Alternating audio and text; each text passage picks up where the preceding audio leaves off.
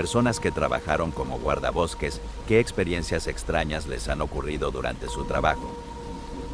Tengo un par de historias trabajando como rescatista en bosques alrededor de California y estados aledaños que probablemente te interese escuchar.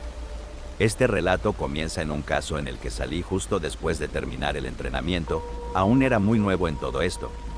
Antes de conseguir este trabajo, era voluntario, así que tenía una idea básica de lo que podría esperar, pero en esas llamadas generalmente se trata de encontrar personas perdidas, después de que los veteranos han encontrado pistas sobre ellas. Como oficial de SAR, búsqueda y rescate, uno sale en todo tipo de casos, desde mordeduras de animales hasta ataques al corazón. Este caso fue una llamada recibida temprano en la mañana de una pareja joven que estaba en uno de los senderos cerca del lago. El esposo estaba completamente histérico y no podíamos entender bien qué estaba sucediendo. Escuchábamos a la mujer gritar en el fondo y él rogaba que fuéramos allí inmediatamente. Cuando llegamos, lo vimos sosteniendo a su esposa y ella tenía algo en los brazos. Estaba gritando de una manera horrible, casi animal, mientras él sollozaba. Al vernos, él gritó pidiendo ayuda, que por favor enviáramos una ambulancia. Obviamente, no podíamos llevar una ambulancia por el sendero, así que le preguntamos si su esposa necesitaba ayuda o si podía caminar por su cuenta. Él seguía histérico, pero logró decirnos que no era su esposa quien necesitaba ayuda. Me acerqué mientras uno de los veteranos intentaba calmarlo y le pregunté a la esposa qué sucedía. Ella se mecía, sosteniendo algo y gritando una y otra vez. Me agaché y vi que lo que tenía en los brazos estaba cubriéndola de sangre. Fue en ese momento cuando noté la bandolera en su pecho y mi corazón se hundió. Le pedí que me dijera qué pasaba, y suavemente traté de abrir sus brazos para ver lo que sostenía. Era su bebé, obviamente muerto. Su cabeza estaba hundida de un lado y su cuerpo lleno de arañazos. He visto cuerpos muertos antes, pero algo sobre toda esa situación me afectó profundamente. Necesité un momento para componerme, y luego fui a buscar a otro de los veteranos, que estaba cerca. Le dije que era un niño muerto, y él me dio una palmada en el hombro y me dijo que se encargaría de ello. Nos tomó más de una hora lograr que la mujer nos dejara ver a su hijo. Cada vez que intentábamos quitarle al bebé de los brazos, ella se volvía loca y nos decía que no lo tomaríamos, que él estaría bien si solo la dejábamos ayudarlo. Pero eventualmente uno de los veteranos logró calmarla y nos entregó el cuerpo. Lo llevamos de vuelta a la zona médica, pero cuando llegaron los paramédicos, nos dijeron que nunca hubo esperanza de salvar al niño. Había muerto al instante por el trauma en su cabeza. Un tiempo después, una amiga enfermera que lo atendió en el hospital, me contó lo que había pasado. Resultó que la pareja había estado caminando con el bebé en la bandolera y se habían detenido porque el niño se quejaba. El padre lo sostuvo en brazos, mirando hacia un pequeño barranco cerca del sendero. La madre se acercó a él, pero terminó pisando un terreno suelto, tropezando. Cayó sobre el padre, quien dejó caer al niño. El bebé terminó cayendo unos 20 pies por el barranco hasta estrellarse contra las rocas en el fondo. El padre bajó a recuperarlo, pero ya había caído de cabeza y estaba muerto cuando llegó hasta él. El bebé solo tenía unos 15 meses. Fue un accidente totalmente inesperado, una cadena de eventos que culminó en el peor de los resultados. Probablemente una de las llamadas más horribles a las que he asistido. En mi tiempo como oficial de SAR no he tenido muchos casos de mordeduras de animales, sobre todo porque no hay tantos animales que se acerquen a esta área. Aunque hay osos en los alrededores, suelen mantenerse bastante alejados de las personas, y los avistamientos son bastante raros. La mayoría de los animales que vemos son pequeños, como coyotes, mapaches o zorrillos. Sin embargo, lo que sí solemos ver con frecuencia son alces. Y les diré, los alces son animales bastante agresivos. Persiguen a cualquier cosa por cualquier motivo, y Dios te ayude si te encuentras entre una hembra y su cría. Una de las llamadas más curiosas fue la de un tipo que había sido perseguido por un alce macho enorme y se había quedado atrapado en un árbol. Nos tomó casi una hora bajar al tipo, y cuando finalmente estuvo de vuelta en el suelo, me miró y dijo, «Dios santo, esos cabrones son enormes de cerca».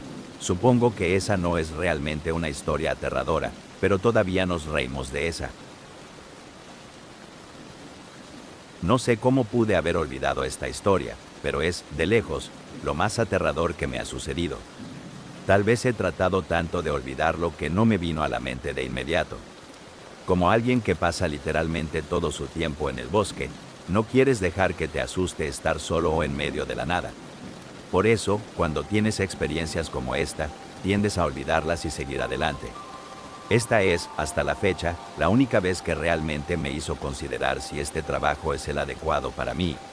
No me gusta mucho hablar de ello, pero haré lo mejor posible para recordarlo todo. Según recuerdo, esto ocurrió justo al final de la primavera. Fue una llamada típica de niño perdido. Una niña de 4 años se había alejado del campamento de su familia y llevaba unas 2 horas desaparecida. Sus padres estaban completamente desolados y nos dijeron lo que la mayoría de los padres dicen en esos casos. Mi hija nunca se alejaría, siempre está tan pendiente, nunca había hecho algo así antes. Les aseguramos que haríamos todo lo posible por encontrarla y nos distribuimos en formación de búsqueda. Yo estaba con uno de mis buenos amigos y charlábamos mientras caminábamos. Sé que suena insensible, pero te vas desensibilizando después de tanto tiempo. Se convierte en la norma, y creo que hasta cierto punto tienes que aprender a desensibilizarte para poder trabajar en esto. Buscamos por más de 2 horas, yendo mucho más allá de donde pensábamos que podría estar, hasta que salimos de un pequeño valle y algo nos hizo detenernos al unísono. Nos quedamos paralizados, mirándonos, y hubo una sensación extraña, como si un avión estuviera perdiendo presión. Me pitaban los oídos, y tuve la sensación de haber caído 10 pies. Estaba a punto de preguntarle a mi amigo si sentía lo mismo, pero antes de que pudiera, escuchamos el sonido más fuerte que he oído en mi vida. Era como si un tren de carga pasara justo al lado de nosotros, pero venía de todas direcciones, incluso de arriba y abajo. Él gritó algo, pero no pude oírlo por el rugido ensordecedor. Totalmente asustados, miramos a nuestro alrededor tratando de encontrar el origen del sonido, pero no veíamos nada. Mi primera idea fue un deslizamiento de tierra, pero no estábamos cerca de ningún acantilado, y aunque lo estuviéramos, ya nos habría alcanzado. El sonido continuó y estábamos intentando gritar, pero ni siquiera estando cerca el uno del otro podíamos oírnos, solo ese estruendo. De repente, como si alguien hubiera apagado un interruptor, el ruido cesó. Nos quedamos en silencio por un segundo, completamente inmóviles, y lentamente los sonidos normales del bosque volvieron. Mi amigo me preguntó qué diablos había pasado, pero solo me encogí de hombros, y nos quedamos allí mirándonos por un minuto. Tomé la radio y pregunté si alguien más había oído el fin del maldito mundo, pero nadie más lo escuchó, a pesar de que estábamos todos a la misma distancia de gritar. Mi amigo y yo simplemente lo ignoramos y seguimos adelante. Aproximadamente 1 hora después, nos reunimos por radio y nadie había encontrado a la niña. Normalmente no se sigue buscando de noche, pero como no teníamos ninguna pista sobre su paradero, algunos decidimos seguir buscando, entre ellos mi amigo y yo. Nos manteníamos cerca, llamándola cada pocos minutos. En este punto, esperaba con todas mis fuerzas encontrarla, porque aunque no me gusten mucho los niños, la idea de que estuviera sola en la oscuridad me horrorizaba. El bosque puede intimidar a los niños de día, de noche, es otra historia. Pero no encontrábamos señales de ella ni obteníamos respuestas, así que alrededor de medianoche decidimos volver al punto de encuentro. Íbamos a medio camino cuando mi amigo se detuvo y apuntó su linterna a la derecha, hacia un gran montón de árboles caídos. Le pregunté si había escuchado algo, pero me pidió que me callara un momento y escuchara. Lo hice, y a lo lejos escuché lo que parecía el llanto de un niño. Llamamos su nombre y escuchamos alguna respuesta, pero solo era un llanto muy débil. Nos acercamos al montón de árboles caídos y lo rodeamos, llamando su nombre una y otra vez. A medida que nos acercábamos, una sensación extraña comenzó a crecer en mi estómago y le dije a mi amigo que algo no estaba bien. Él me dijo que sentía lo mismo, pero no logramos entender qué era. Nos detuvimos y llamamos su nombre una vez más, y al mismo tiempo, los dos lo entendimos. El llanto estaba en bucle. Era el mismo pequeño sollozo, luego el lamento, luego el pequeño sollozo, repetido una y otra vez, exactamente igual cada vez. Sin decir nada más, ambos comenzamos a correr. Fue la única vez en la que realmente perdí el control así, Pero algo en eso me parecía tan completamente erróneo que ninguno de los dos quiso quedarse allí. Cuando regresamos al punto de encuentro, preguntamos si alguien más había oído algo extraño, pero nadie sabía de qué hablábamos. Sé que suena algo anticlimático, pero esa llamada realmente me dejó marcado por mucho tiempo. En cuanto a la niña, nunca encontramos ni rastro de ella. Seguimos vigilando la zona, buscando entre otras personas desaparecidas, pero sinceramente, dudo que encontremos algo.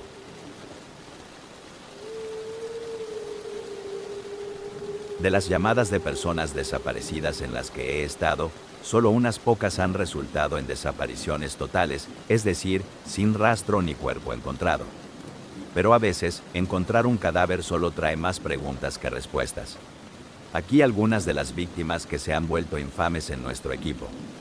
Un chico adolescente cuyos restos fueron recuperados casi un año después de su desaparición. Encontramos la parte superior de su cráneo, 2 huesos de los dedos y su cámara, a casi 40 millas del último lugar en el que fue visto.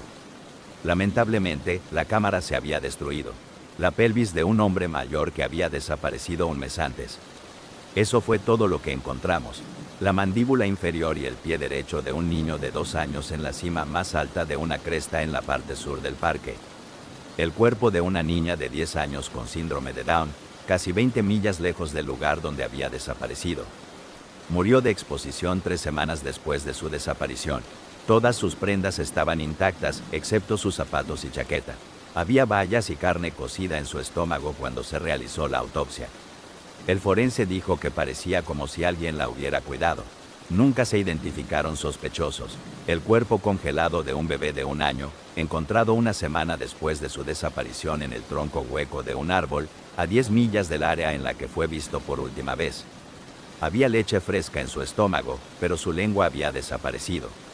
Una vértebra única y la rodilla derecha de una niña de 3 años, encontrada en la nieve a casi 20 millas del campamento donde su familia había estado el verano anterior.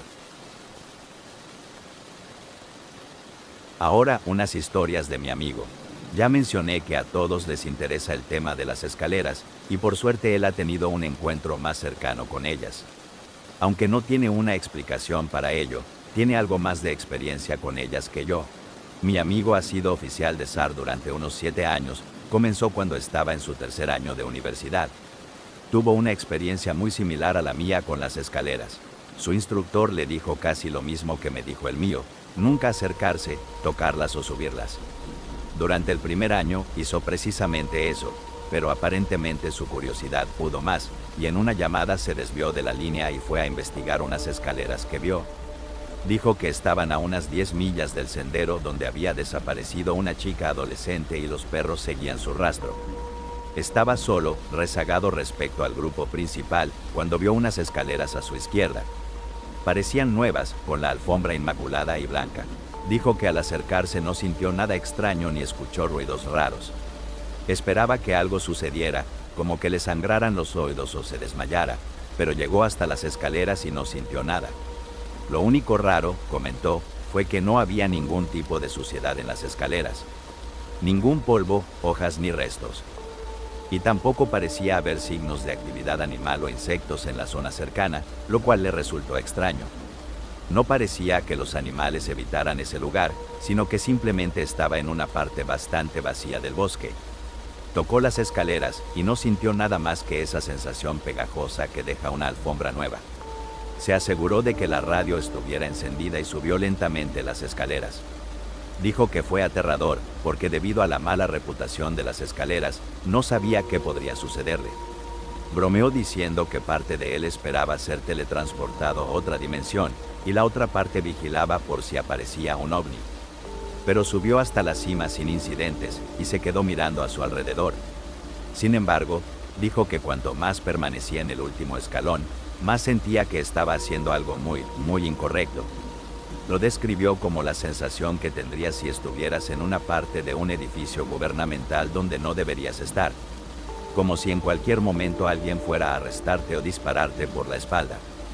Intentó no prestarle atención, pero la sensación aumentó cada vez más, y fue entonces cuando se dio cuenta de que no podía escuchar nada más.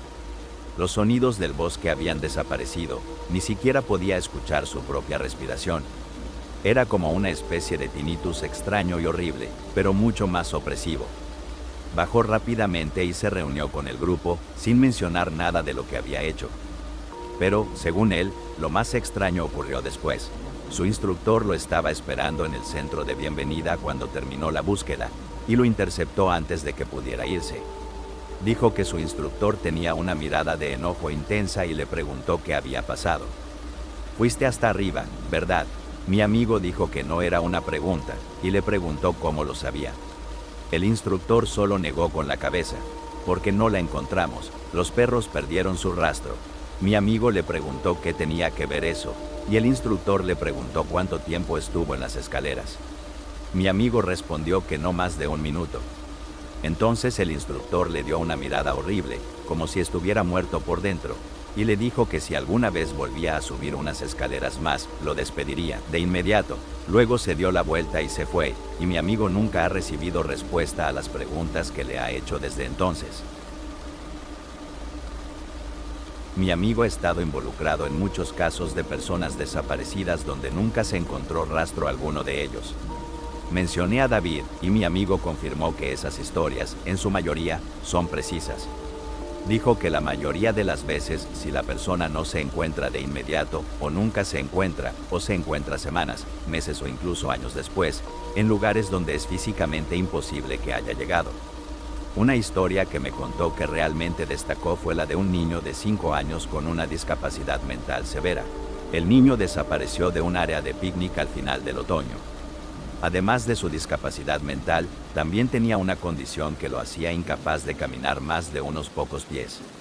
Sin embargo, 3 días después de su desaparición, los rastreadores encontraron su cuerpo en una zona rocosa que estaba a más de 10 millas del lugar donde había sido visto por última vez. El niño, que no podía caminar, apareció en la cima de una montaña que no se podría alcanzar a menos que estuvieras muy en forma o alguien te llevara. Lo extraño fue que el niño no tenía signos de deshidratación o exposición. Parecía tan saludable como cuando desapareció. Comenta y suscríbete si quieres oír más historias así.